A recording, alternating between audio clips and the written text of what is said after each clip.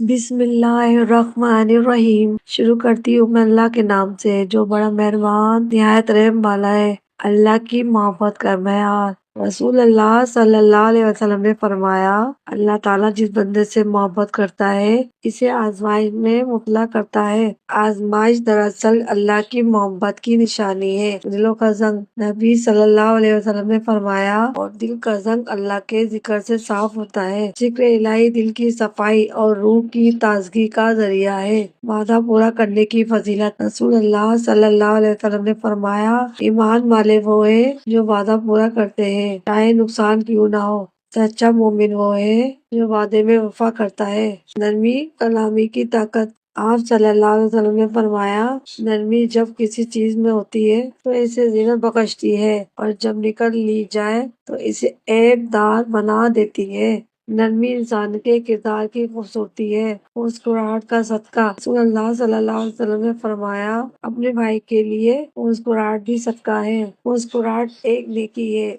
जो बगैर खर्च के सवाब देती है। इल्म की बरकत, नबी सल्लल्लाहु अलैहि वसल्लम ने फरमाया, जब इल्म सिखाया जाए और इस पर अमल न किया जाए तो वो महा बन जाता है। इल्म तभी फायदा देता है जब इस पर अमल किया जाए। मोमिन की शान, रसूल अल्लाह सल्लल्लाहु अलैहि वसल्लम ने फरमाया, मोमिन वो है जिससे दूसरे लोग अमन में रहे। सच्चा मोमिन दूसरों के लिए खैर और सलामती का सबब बनता है। दिल की नरमी, आप सल्लल्लाहु अलैहि वसल्लम ने फरमाया, अगर तुम चाहते हो कि तुम्हारा दिल नरम हो जाए तो मस्कीनों को खाना खिलाओ और यतीम के सर पर हाथ फेरा दो। रहम दिली और सखावत दिल को पाक करती है। खामोशी की फजीलत, रसूल अल्लाह सल्लल्लाहु अलैहि वसल्लम ने फरमाया, जो शख्स अल्लाह और आखिरत पर ईमान रखता है वो खैर की बात करे या खामोश रहे।